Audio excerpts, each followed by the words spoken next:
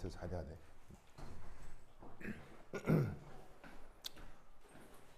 민석? 반가워요. 자, 민석, 그 노트 있어요? 필기할 거 있어요? 필기하셔야 돼요. 필기할 장. 한 글자도 빼지 말고 쫙 필기해 주세요. 자, 처음에 이제 일이라는 녀석에 대한 얘기를 좀 해볼 건데, 자, 일은 이게 이제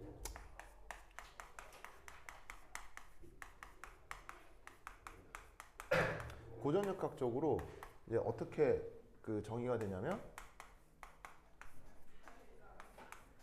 이렇게 이제 정의가 되죠. 자, 그래서 이때 이게 뭐예요? 뭐로? 뭐로? 외부 일이요? 아니 힘. 힘. 그래서 다른 말로 외력. 외력이라는 표현 물리 시간에 많이 들어봤죠, 그렇죠? 그리고 이제 여기에 있는 요 놈은 변이죠, 그렇죠? 그리고 이제 요 중간에 있는 요 표시는 점탱이 표시는 내적. 그래서 이제 정식 표현은 스칼라 프로덕트고요. 그래서 그 외력이 됐건 변이가 됐건 다 무슨 종류의 물리라는 게 벡터잖아요. 두 벡터를 내적해서 외력하고 변이를 내적해서 정의된 게 일이에요. 아시겠죠? 그리고 이거는 그 이 수식은 증명이 될까요, 안 될까요? 이건 증명이 될까요, 안 될까요? 안 돼요. 그냥 이게 정의거든요. 정의이기 때문에 저렇게 그냥 물리학에서 정한 거예요. 그렇죠? 그래서 저런 연력학적 일을 이제 두 번째로 이제 연력학에서는 이를 이제 어떻게 표현하냐면 연력학에서 이제 유용한 표현이 요게 됩니다.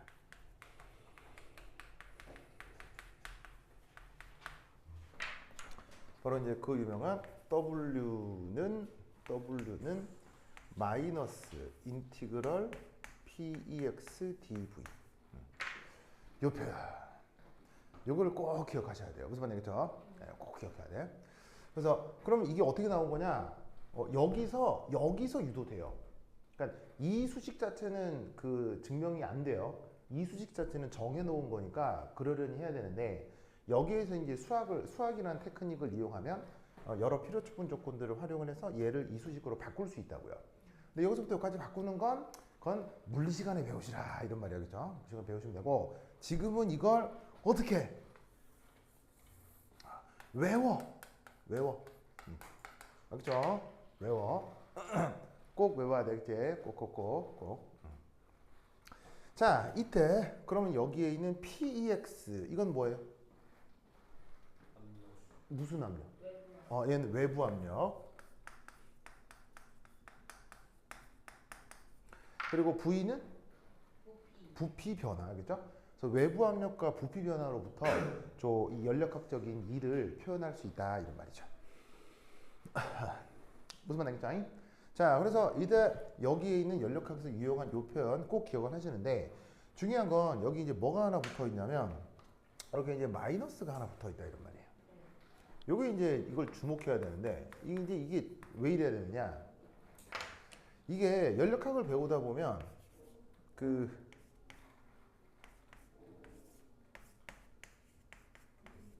이렇게 일을 정의하기도 해요. 이렇게 부호를 여기를 마이너스 여기를 플러스 이렇게 두기도 하는데 이게 이제 어떤 차이냐면 이 아래쪽에 있는 거는 이게 물리학에서 주로 이 표현을 써요. 물리학에서 아시겠죠? 물리학에서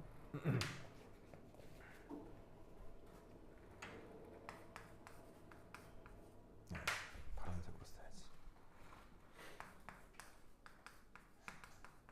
그래서 물리학에서는 이를 앞에 이제 플러스로 표기를 하는데 이게 화학에서는 요 일을 정의할 때 앞에 이게 마이너스 표현을 쓴단 말이에요. 그럼 이게 무슨 차이냐? 무슨 차이일까요? 관점의 차이. 네, 맞아요. 관점의 차이인데 화학에서는 이 일도 모두 다 시스템 관점이에요. 그러니까 시스템 서라운딩 이런 말은 배웠죠? 알죠? 그래서 연구하고자 하는 관심 대상인 시스템에 대한 그 일의 변화를 표현할 때 요 W라는 말을 쓰는 거예요. 무슨 말인지 알겠어요?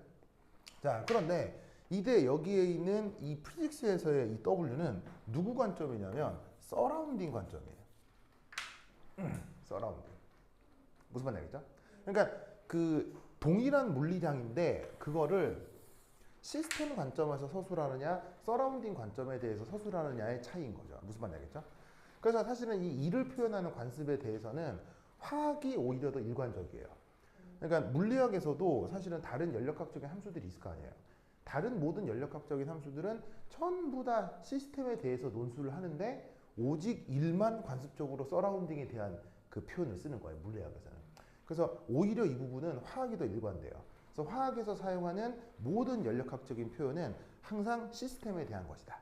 그래서 지금 이 일도 시스템 관점에서 표기를 하면 앞에 마이너스가 되는데 그냥 이렇게 증명하는 과정이 있겠죠. 외워놓읍시다. 그냥 외웁시다. 그죠? 외우면 편해. 꼭 기억, 꼭 기억해. 자, 됐고 그 다음 또 참고로 나온 말이 있는데 이거 꼭 기억하세요.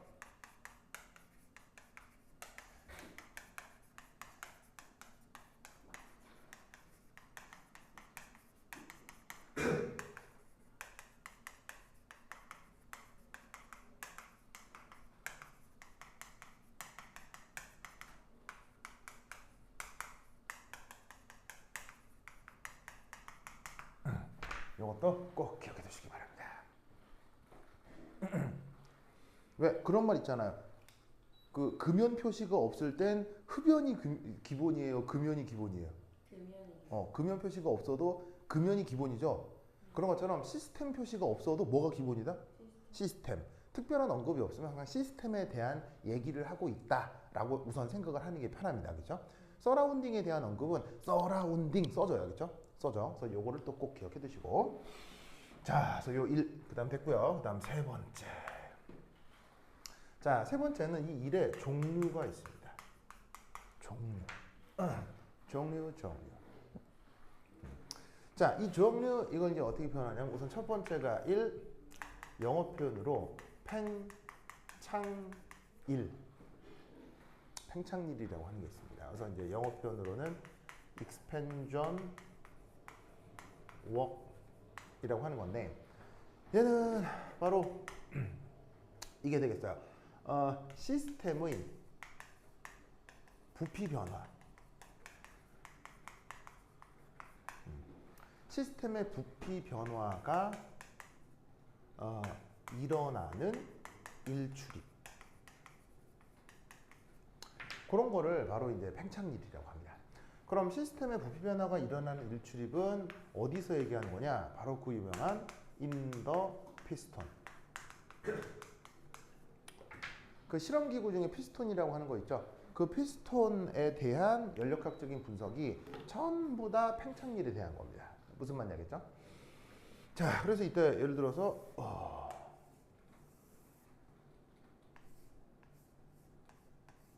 자, 여기 이제 외부 압력에 대한 거고요. 자, 내부 어떤 기체가 있다고 치겠습니다. 그래서 들어있는 요놈의 기체가 여기 이제 시스템이라고 하죠. 그리고 현재 여기서의 처음 부피가 V1.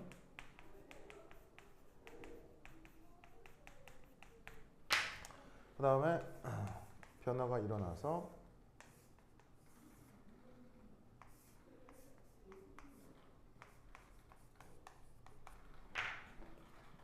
여기까지가 V2가 됐다고 칩시다. 그래서 이런 식으로 뭔가가 그 안에 들어있는 기체의 부피가 변하면서 일출입이 한 경우를 팽창일이라고 하는데 이때 이 팽창일에서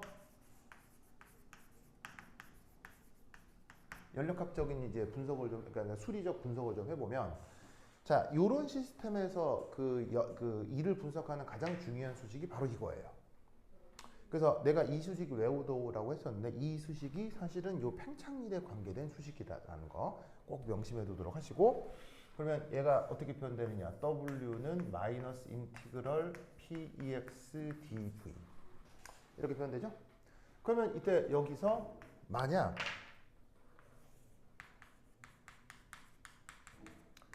PEX가 일정하다 라고 한번 가정을 해보죠. 깜짝. 오세요? 화학 맞아요? 예.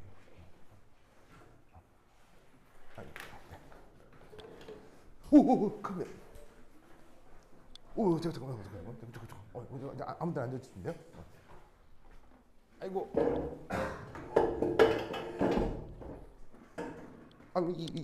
이거 쓰면? 이거 쓰면?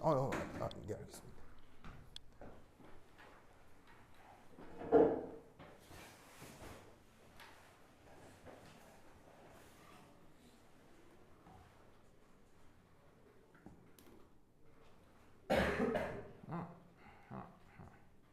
오케이. 그거 이따가 내가 교재 뽑아 드릴 테니까요. 우선 필기할 때 있어요? 필기만 쭉 따라 하시면 되겠죠? 필기. 그래. 우리 언니 이름은? 예림이 언니? 예은이? 유예은? 예은이. 얘는 민석이래요. 다 아는 사이예요? 다 아는 사이예요? 그래. 알겠습니다. 그래.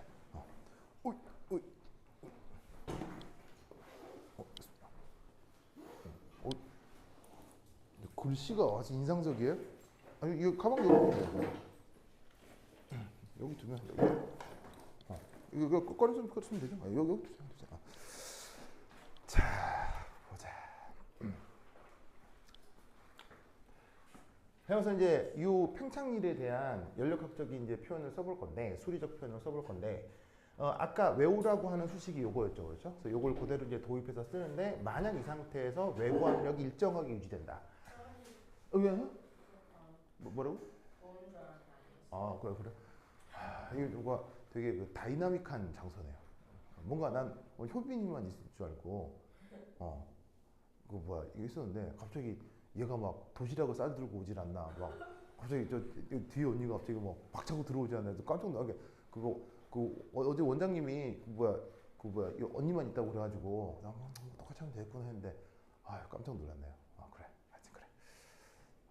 좋았어. 그래. 12시예요, 지금요? 그쯤 됐을 것 같아요. 그렇구나. 우리 수업 11시 반부터 하거든요. 11시 반부터 해요.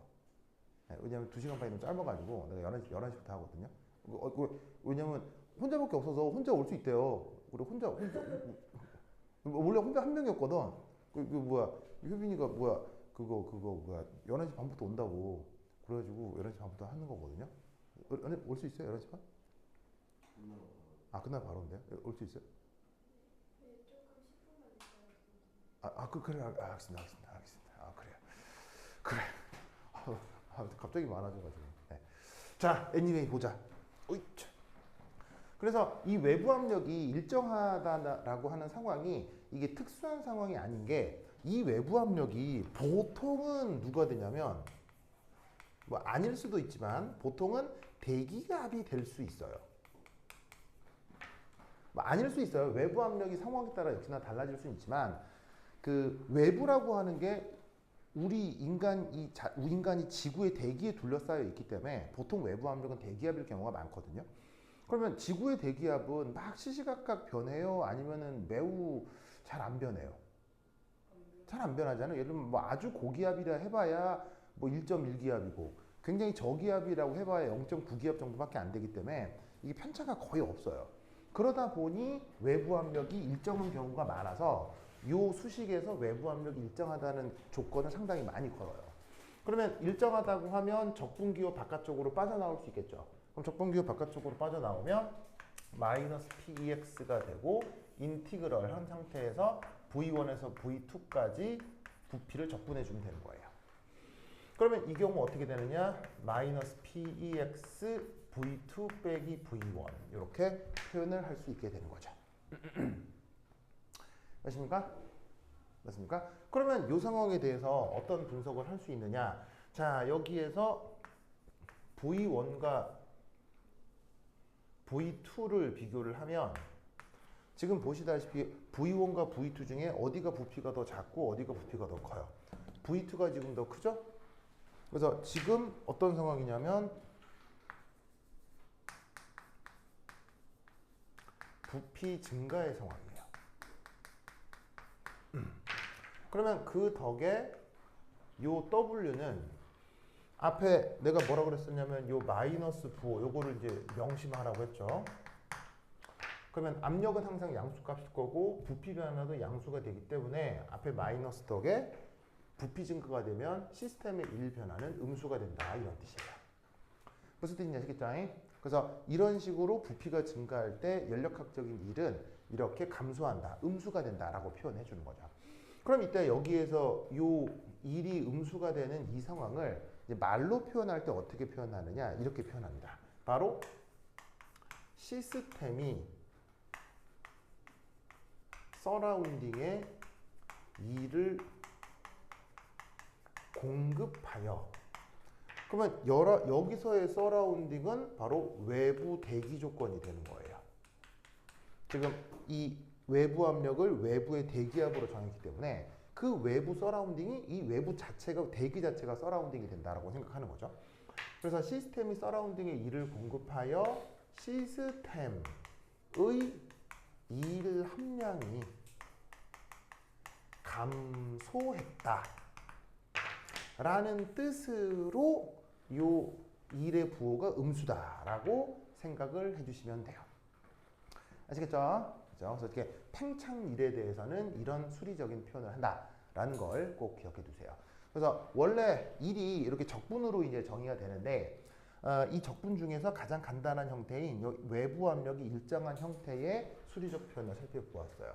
나중에는 이게 막 변하는 그 상황이 있을 수 있거든요. 그럴 경우에는 변한다라고 하고 실제로 이제 적분을 구체적으로 해야 되는 상황이 있는데 그건 뒤에서 다시 한번 얘기를 해볼게요. 자, 그다음 팽창일 말고 그다음 뭐가 있느냐? 여기 칠게요. 준다.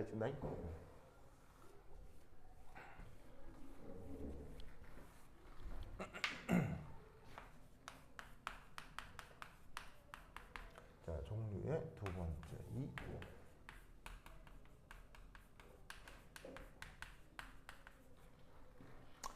자, 비팽창일이라고 쓰고 영어 표현으로는 non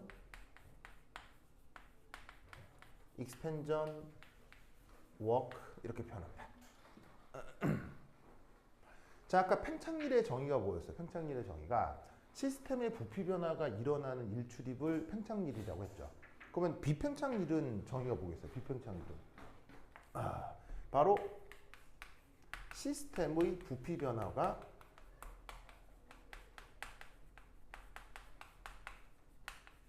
없는 일 출입. 요걸 비팽창일이라고 합니다. 알겠죠? 그러면 이 비팽창일은 어떤 예들이 있을까요? 비팽창일들의 예는 어떤 것들이 있을까요? 어떤 예들이 있을까요? 비팽창일의 예. 자, 그리고 아까 그 피스톤에서 일어나는 일출입이 팽창일이라고 했잖아요. 그럼 이 피스톤이 실제 일상생활에서 어디서 가장 많이 쓸까요? 그러니까 팽창일이라고 하는 게 개념적으로는 피스톤에서 벌어진 일이 맞는데 이 피스톤이 그래서 팽창일을 하는 것이 실생활에서 응용된 게 뭐가 있겠냐는 거예요. 이거 중학교 기술과정 시간에 나오는데. 예. 예, 맞습니다. 바로 자동차요. 자동차의 엔진입니다. 자동차 엔진 알죠? 그래서 기술과정 시간에 자동차 엔진 구조 한번 본 적 있죠? 공부한 적 있죠? 중학교 때 책에 나오잖아요. 그래서 뭐 사행정, 이행정 뭐 이런 말 들어본 적 있어요? 없어요? 이게 그 행정이라는 말이 엔진이 구동되는 순서를 얘기해요. 그래서 그게 4단계로 구동되게 설계하는 엔진이 있고 2단계로 구동되는 엔진이 있거든요. 그래서 그걸 사행정, 이행정이라고 하는데 이행정 엔진이 어디 쓰이는 거예요? 오토바이예요. 그래서 오토바이 소리는 조금 더 자동차보다 소리가 조금 더 경박하죠. 오토바이 소리가. 다다다다 이런 소리가 나죠. 이행정이라서 빨리빨리 소리가 나서 소리가 그렇게 좀 약간 가벼워 보이는 거예요. 근데 자동차는 그 엔진 소리가 배기음이 조금 더 묵직하죠. 그게 단계가 많아서 조금 더 천천히 엔진이 구동돼서 그래요. 무슨 말인지 알겠죠? 그래서 기술과정 시간에 배우면 그 엔진이라는 쇳덩어리가 있고 거기에 피스톤 장치가 있는데 거기에 연료가 분사가 되고 산소가 분사가 돼서 거기서 스파크가 벌어져서 이 뭐냐면 연소 반응이 일어나죠. 연소 반응이 일어나면서 엔진이 위아래 상하 운동을 하면서 바퀴를 돌리잖아요. 그럼 엔진이 위아래 상하 운동을 한다? 피스톤이라고 하는 제한된 공간에 뭐가 변하는 거예요? 부피가 변하네요. 부피. 즉 뭐냐면 이런 걸 공학적으로 만들어 놓은 게 엔진이에요. 무슨 말인지 알겠죠? 그래서 왜 혹시 자동차 중에 뭐 8기통, 12기통 뭐 이런 말 들어본 적 있어요? 아주 자동차 별로 안 좋아하는구나. 네. 그래 하여튼 그런 것들을 우리가 뭐라고 부르냐면 자동차 엔진이 이 팽창일의 대표적인 예인데 비팽창일에 얘는 뭐가 있을 거냐는 거예요. 이것도 얘가 굉장히 많은데 비팽창일 뭐냐? 바로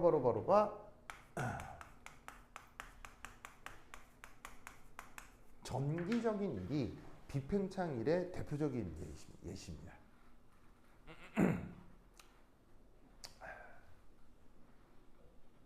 자, 자동차를 구동하는 데 있어서 예를 들면 보통 그 일본 회사에서 이런 거 많이 만드는데 요만한 장난감 자동차 중에 건전지로 작동하면 이렇게 스위치 딱 하면 왱 가는 이런 자동차 뭐 만져본 적 있어요? 만져본 적 있어요? 뭔지는 알죠? 저기 예은이? 예은? 이유예은. 예은이. 예은이도 그 건전지로 작동하는 자동차 알죠? 그러면 건전지 넣으면 자동차가 앞으로 왱 진행하니까 건전지를 통해서 자동차가 일을 하게 되는 거란 말이에요. 그럼 이제 건전지를 넣고 작동을 하는데 건전지가 영원히 작동해요. 어디가 되면 다 에너지가 다 없어져요. 어디까지만 에너지를 낼 수 있잖아요. 다 에너지를 쓰고 나서 그걸 뜯어가지고 건전지를 딱 빼면 그 건전지가 뚱뚱하게 부어 있어요? 아니면 크기 그대로예요? 건전지가 이렇게 뚱뚱하게 불어가지고 이렇게 커져 있어요, 이렇게? 가만히 있었다가. 원래 처음에 넣었던 그 부피 그대로죠. 그걸 비팽창일이라고 해요. 무슨 말인지 알겠어요? 그걸 비팽창일이라고 해요. 무슨 말인지 알겠죠? 그래서 그 건전지로 작동하는 전기 자동차를 사람이 타고 다닐 정도로 크게 만드는 게 요즘 다니는 전기차잖아요. 무슨 말인지 알겠어요? 그럼 전기차의 건전지는 어디 들어있어요? 전기차 건전지는 어디 들어있냐면 그 안에 혹시 집에 전기차 쓰는 사람? 아직 안 써요? 그 차 타면 이 발 닿는 부분 있잖아. 발 닿는 부분. 그 발 닿는 부분 밑이 다 건전지, 다 배터리예요. 다 배터리예요. 거기가 배터리가 이만한 게 쫙 깔려 있어요. 그 배터리 가격만 2천만 원짜리가 이렇게 깔려 있어요. 차에. 그래서 그 전기차는 그 배터리가 제일 비싸요. 배터리가. 그래서 그 배터리가 쫙 깔려 들어가 있는데 역시나 전기차니까 충전했던 게 다 방전되면 더 이상 차가 못 달릴 거 아니에요. 그럼 방전이 다 되면 그 배터리가 뚱뚱하게 불어가지고 차가 이렇게 부어. 그럼 되겠어요, 안 되겠어요? 그럼 안 돼. 그런 일은 안 벌어지죠? 그러니까 분명히 차는 달려서 일을 한 건데 부피 변화가 없잖아요. 그런 걸 비팽창일이라고 한다 이런 말이에요. 무슨 말 알겠죠? 그렇죠? 그래서 전기차는 그 모터나 배터리에 부피 변화가 없기 때문에 실내 공간이 넓은 편이에요. 이 무슨 말인지 알겠어요? 고전적 자동차 엔진은 피스톤이라고 하는 부피 변화에 그 공간을 남겨둬야 돼요. 그래서 자동차 엔진은 기본적인 사이즈가 이렇게 커요. 이렇게 자동차 엔진이라고 하는 건. 이걸 아무리 작게 만들어도 그 안에서 피스톤이 이렇게 부피 변화를 해야 되기 때문에 공학적으로 설계할 때 자동차 엔진은 크기가 커져요. 크기가 커지기 때문에 자동차의 엔진룸이라고 하는 건 기본적으로 부피가 크죠. 그 덕에 실내 공간은 줄어들 수밖에 없어요. 근데 전기차는 부피 변화를 시킬 공간이 필요가 없잖아요. 그러니까 자동차 밑에 그냥 평평하게 깔아버리면 돼요. 그러니까 전기차는 실내 공간과 짐을 실을 수 있는 공간을 넓게 설계할 수 있어요. 그래서 그런 차이가 있다고요. 알겠죠? 그래서 전기적인 일이 비팽창 일인데 이 전기적인 일이 화학에서 중요할까요? 안 중요할까요? 전기적인 일은 화학에서 중요할까요? 안 중요할까요? 매우 중요합니다. 매우 중요합니다. 자, 뭐냐면 혹시 공유결합이란 말 들어본 적 있어요? 공유결합? 뭘 공유하는 거죠? 전자를 공유하는 거죠. 이온이란 말 들어본 적 있어요? 뭘 얻고 있는 거죠? 전자를 얻거나 잃는 거죠. 즉 화학에서 나타나는 모든 상호작용을 누구로 설명할 수 있다? 전기나 전자로 설명할 수 있어요. 그래서 화학에서 가장 먼저 연구된 부분이 바로 일렉트로케미스트리예요. 그래서 화학의 분야가 가장 많은데 200년 전부터 가장 먼저 발전한 학문이 일렉트로케미스트리예요. 그걸 보여주는 작품이 닥터 프랑켄슈타인이에요. 혹시 그 19세기 말에 만들어졌던 소설 중에 닥터 프랑켄슈타인이란 거 모르는 사람 알죠? 아, 닥터 프랑켄슈타인 몰라요? 프랑켄슈타인이라는 학자가 그 여친인 그 여가 불의의 사고로 죽어요. 너무 우울했잖아요. 너무 우울하잖아. 그래서 어떤 생각을 하냐? 이 여친을 살려내자. 죽은 사람을. 뭘 이용해서? 자연과학을 이용해서. 이게 무슨 말이냐면요. 19세기 말에는 무슨 혁명이 일어나요? 산업혁명이 일어나죠. 그리고 농업혁명과 함께 산업혁명이 일어나거든요. 그럼 산업혁명과 함께 기술혁명이 일어나요. 그래서 19세기 말에 자연과학이 엄청나게 발전하기 시작하거든요. 그러면 자, 자연과학의 수준이 당연히 지금이 높겠어요? 19세기 말이 높겠어요? 19세기 말이 자연과학 수준이 지금보다 높지는 않을 거 아니야. 하지만 엄청나게 발전하는 과정이었겠지. 그러면 사람들이 어떤 생각을 하냐면 이게 여러분 지식이 늘어날수록 질문은 줄어드나요? 질문은 더 많아지나요? 지식이 많아질수록 질문은 훨씬 많아지거든요. 가장 섣부른 상태가 약간의 지식이 쌓였을 때 섣부른 상태가 되는 거예요. 지식이 약간 쌓이면 왠지 내가 모든 걸 다 알 것 같은 이런 착각이 빠지거든요. 알면 알수록 모르는 거 더더더 많아져요. 그래서 알수록 겸손해진다는 게 그런 뜻인데 이 19세기의 자연과학이 폭발적으로 발전하기 시작하면서 19세기 사람들이 어떤 착각을 하느냐? 이대로라면 우주의 모든 비밀을 다 알 수 있겠다. 그럼 우주의 모든 비밀 중에 가장 핵심적인 비밀이 뭐예요? 생명이죠. 이대로 연구하면 생명까지 정복할 수 있겠다. 라고 19세기 과학자들이 착각을 한 거예요.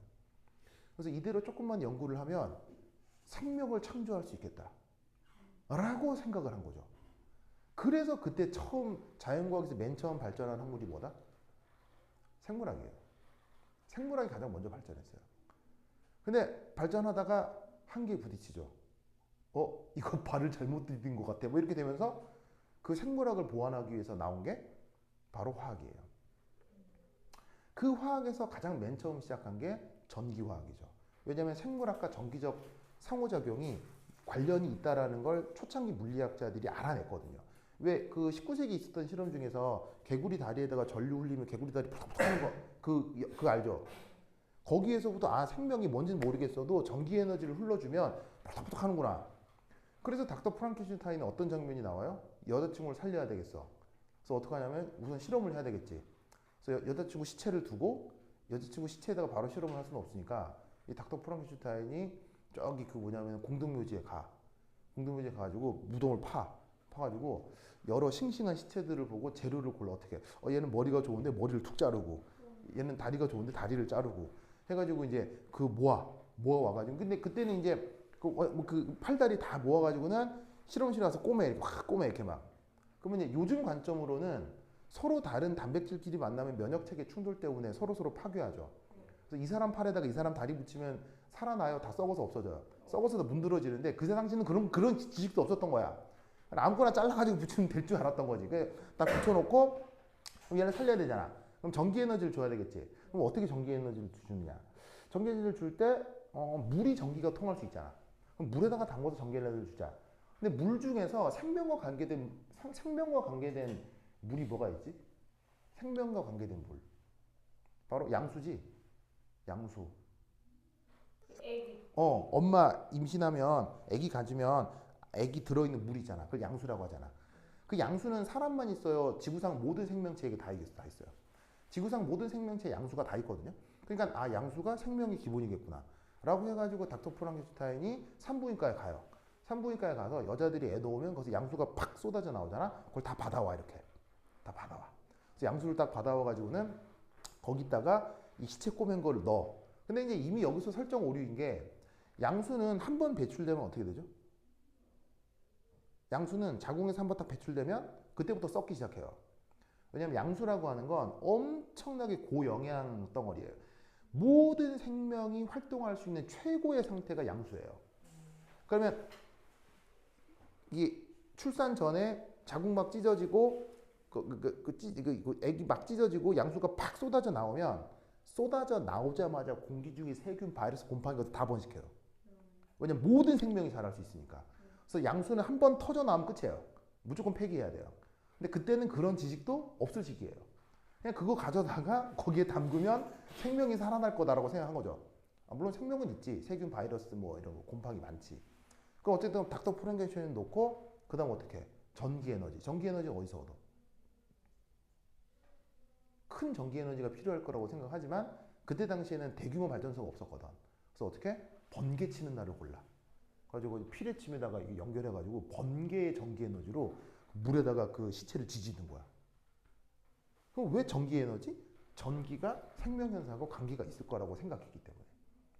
그래가지고 괴물은 깨어나고 그걸로부터 이제 갑자기 이제 처음에는 과학 소설이었던 게 갑자기 호러 막 크리처물로 바뀌고 막 하는 그런 소설이 닥터 프랑켄슈타인이에요.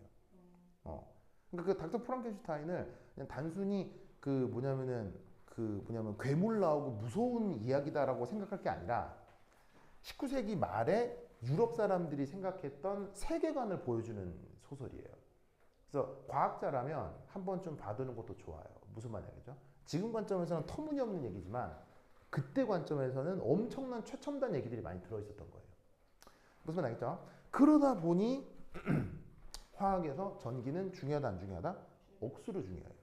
그래서 얘는 뒤에서 전기화에서 이 부분을 조금 더 많이 다룰 거예요. 그래서 이 비팽창일은 전기화학이라는 한 챕터에서 아주 집중적으로 다룰 테니까 그때 다시 한번 얘기하도록 하겠습니다. 아시겠죠? 그래서 이 전기화학은 지금은 다루지 않고 나중에 다루도록 하겠어요. 그래서 일에는 이렇게 두 종류가 있다. 첫 번째 뭐 팽창일과 비팽창일 두 가지가 있다는 거 꼭 기억해 두시기 바랍니다. 그 다음 일의 요 속성 얘기를 조금 하면 무슨 얘기를 하면 어떤 대상이 가지고 있는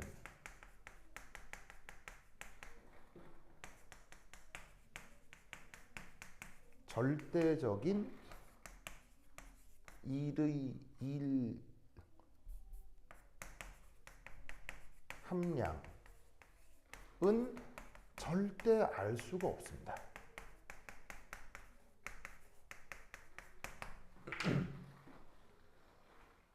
자, 예를 들면 어떤 자동차가 있고 뭐 전기 자동차면 배터리에 완충이 돼 있을 거고 아니면 보통 자동차면 휘발유가 가득 차 있을 거 아니에요. 그게 지금 현재 만약에 어느 공간에 주차가 돼 있다고 쳐봐요. 그러면 그 에너지가 가득 들어차 있는 그 자동차의 일이 얼마냐? Nobody knows. 아무도 몰라요. 몰라요. 휘발유를 가득 채워놓고 전기 에너지를 가득 충전해 놔도 그 자동차가 가지고 있는 현재의 일이 얼마냐? 아무도 알 수가 없어요. 그러면 일은 언제만 알 수 있느냐? 이겁니다. 그 대상의 상태 변화. 어떤 자동차가 가만히 있는 게 아니라 얘가 어느 지점에서 어느 지점까지 움직이는 변화가 일어나야 돼요. 그렇죠? 그래서 그 대상의 상태 변화가 일어나고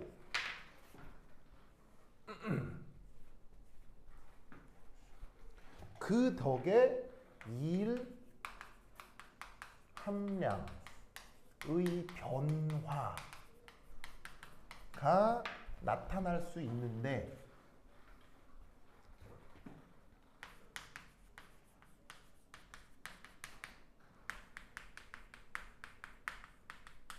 오직 그 차이만을 측정할 수 있습니다. 그래서 1이라고 하는 건 절대로 뭘 측정할 수가 없다? 절대적인 값을 측정할 수가 없어요. 어떤 대상의 변화 속에서 처음과 나중에 차이만을 항상 측정하는 겁니다.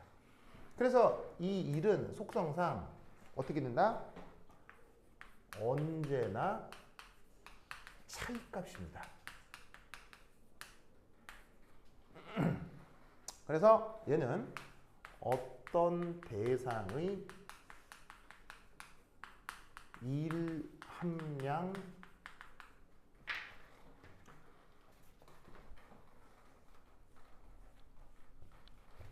변화량을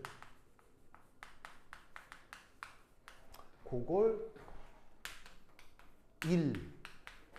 1이라고 얘기하는 겁니다.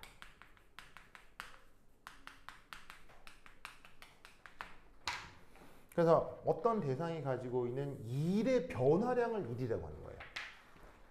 무슨 뜻인지 아시겠죠? 뒤에 에너지라는 표현이 나오겠지만 1이라는 형태의 에너지의 변화량을 1이라고 하는 겁니다. 무슨 말 알겠어요? 그냥 우리가 평소에 1이다, work이다 라고 얘기하지만 그건 연력학적 관점에서 되게 긴 표현을 줄여 쓴 거예요. 그래서 어떤 대상의 1 형태의 에너지의 변화량. 무슨 말 알겠죠?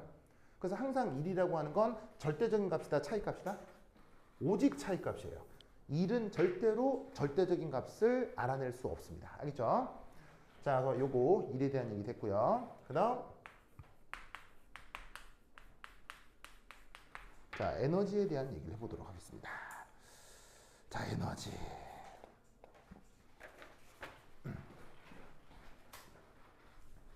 에너지. 자, 에너지 학교에서 언급했다고 하는데 에너지의 뜻이 뭐죠? 에너지의 뜻이 뭐죠? 바로 일을 할 수 있는 능력. 요게 에너지죠. 그러면 일을 할 수 있는 능력이 에너지이기 때문에 당연히 어떤 생각을 할 수 있냐면 어떤 대상의 일 출입이 일어나면 출입이니까 뭐 일이 들어올 수도 있고 일이 나갈 수도 있죠. 그래서 들어오건 나가건 어떤 대상의 일 출입이 일어나면 에너지 변화가 어떻게 되겠어요? 나타날 수밖에 없습니다.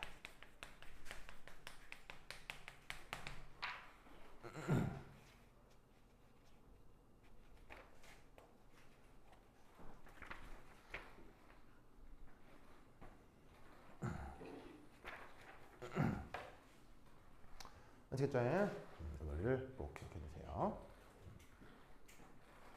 자, 그 다음 열. 자, 열이라고 쓰고 그 다음에 이제 뭐 영어 표현으로는 hit이라고 하면서 줄였을 때는 이제 Q 이렇게 쓰거든요. 그럼 민서 열이 뭘까요? 열. 그런가요? 좋습니다. 예은 열이 뭘까요?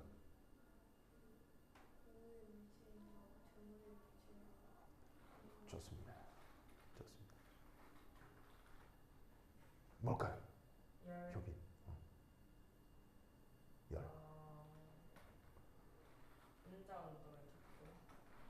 자 뭐냐? 열. 이 열은 뭐냐면 이겁니다. 일 이외의 에너지를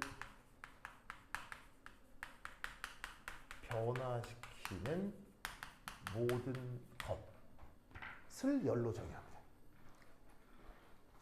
되게 이상하게 정의하죠? 막 왜 뭐 약간 뜨끈뜨끈하고 뭐 이런 얘기가 뜨겁다 차갑다 이런 얘기가 나올 것 같았는데 전혀 다른 얘기가 나오죠. 자, 아까 에너지의 정의가 뭐라고 그랬어요? 에너지의 정의가 일을 할 수 있는 능력을 에너지라고 했잖아요. 그럼 일을 할 수 있는 능력이 에너지니까 일 출입이 일어나면 에너지가 변한다. 무슨 말인지 알겠죠? 그럼 결국 일은 에너지를 변화시킨다. 맞죠? 일은 에너지를 변화시킨다. 그런데 놀랍게도 일 말고도 에너지를 변화시킬 수 있는 게 있다라는 걸 사람들이 경험적으로 발견하게 된 거예요. 그래서 지금 이건 뭐냐면 경험적 발견이에요.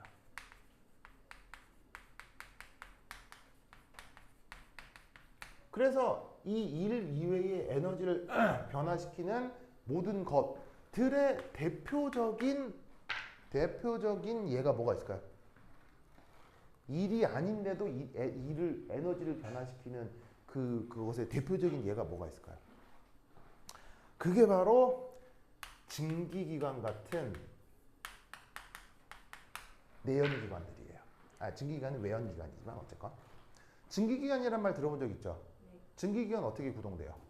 나무 같은 걸 때우잖아요. 나무 같은 걸 불 질러가지고 열이 나오죠. 그럼 뭘 끓여요? 물을 끓이죠. 자, 물을 끓인다까지는 일적인 상황이에요? 열적인 상황이에요? 자, 물 끓이는 건 일적인 상황이에요? 열적인 상황이에요? 어려워요? 끓이는 건데 뜨겁잖아요. 열적인 상황이잖아요. 그러면 물 끓이면 열적인 상황이고 그게 보통 열적인 상황으로 끝나는 경우가 대부분이죠.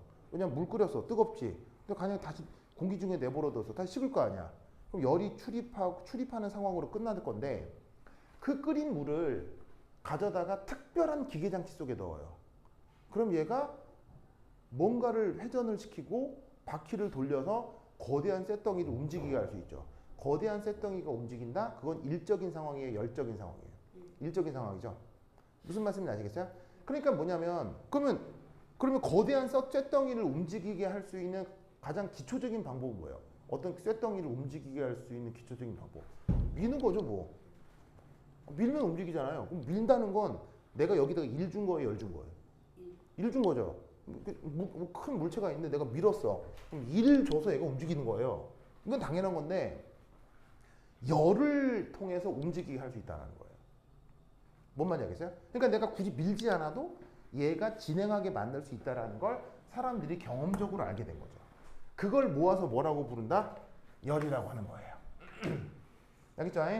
자, 그리고 이 발견은 수학적으로 증명할 수 있을까요? 없을까요? 일 이외에 에너지를 변화시키는 것이 있다라는 건 수학적으로 증명할 수 있을까요? 증명할 수 없을까요? 증명할 수 없어요. 왜냐하면 뭐로부터 안 거니까요? 경험으로부터 안 거니까요. 그래서 이 열의 존재는 외우는 거예요. 무슨 말인지 알겠죠? 열이라는 게 이 세상에 있구나를 인식하는 수밖에 없어요. 알겠죠? 그리고 이 열은 놀랍게도 출입 시에 온도 변화가 나타날 수 있습니다.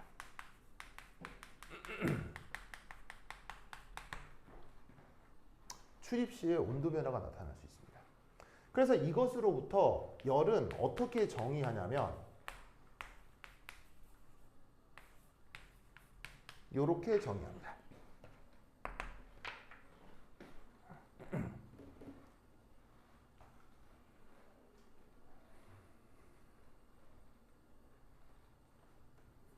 자, 이건 뭐냐?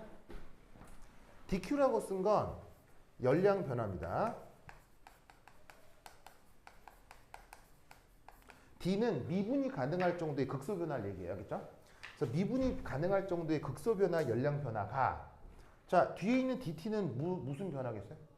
dt는 얘는 온도 변화겠죠. 그거와 비례한다라고 정의합니다. 아시겠죠? 자, 정의니까 증명할 수 있어요? 증명 못 돼요? 안 돼요? 증명 안 됩니다. 증명 안 됩니다. 그래서 저런 식으로 열이 정의된 거다라고 기억하시고, 그 다음 세 번째, 요 열은 일처럼 그 차이만 알 수 있습니다.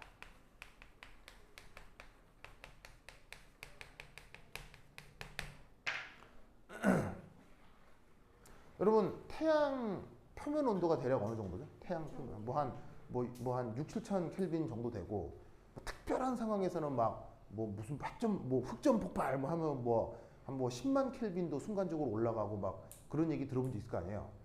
그러면 태양이라고 하면 당연히 얘는 열덩이에요, 열덩이 아니에요? 열덩이잖아요. 근데 놀랍게도 태양에 현재 가지고 있는 절대적인 열량의 크기 알 수 있다 모른다? 몰라요. 알 수 없어요. 무슨 뜻인지 아시겠어요? 알 수가 없습니다. 만약에 그 태양이 현재 온도가 뭐 평균 8000켈빈인데 나중에 7000켈빈이 됐다라고 하면 뭔가 온도의 변화가 생기죠. 그 차이에 대한 열량만 알 수 있을 뿐이지 현재 8000켈빈인데 얘 열이 얼마냐? 몰라요. 알 수 없어요. 알 수 있는 방법이 없어요. 알겠죠? 즉 일처럼 열도 항상 뭐만 알아낼 수 있다? 차이값만 알아낼 수 있다는 걸 꼭 명심하셔야 됩니다. 그렇죠? 그래서 이 열도 이런 의미예요. 어떤 대상에 출입한 열량 함유량의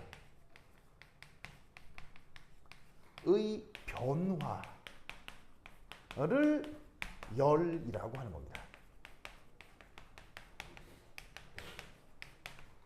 즉 열량의 변화량을 열이라고 하는 거예요.